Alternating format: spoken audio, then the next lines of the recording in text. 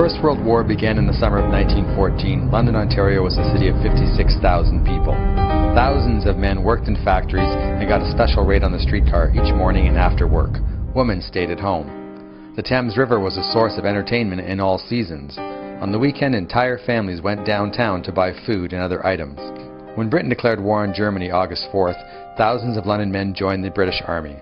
Soldiers were told it would be all over by Christmas, but it quickly became evident that they were involved in a much larger war. The truth finally came out, that we were taking a lot of casualties and the conditions were poor and all the rest of it. And I think in the end, like everywhere else, people got tired of the war and wanted to see their people home, and it became more and more difficult to recruit people. That's why eventually both the British and the Canadians ended up with conscription, because they could not replace the people voluntarily. Although public opinion was turning against the war, Canada had invested too much blood and treasure to turn away. Once you kill or maim a certain number of people, how do you quit? How do you say, well, you can't surrender, right? You can't quit because all these people have died for nothing. So do you keep going knowing you're going to kill more, or do you stop knowing that the people who have already died have died for nothing?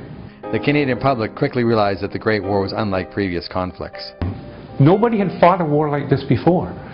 It was the first time planes were used in a big way. It was the first time submarines were really successfully used. And it was the only time gas was ever used on the scale that was used in the first. At the end of the war, Londoners as a group were all touched equally by the devastation. Everybody knew somebody or was related to somebody who had some way been infected by this war.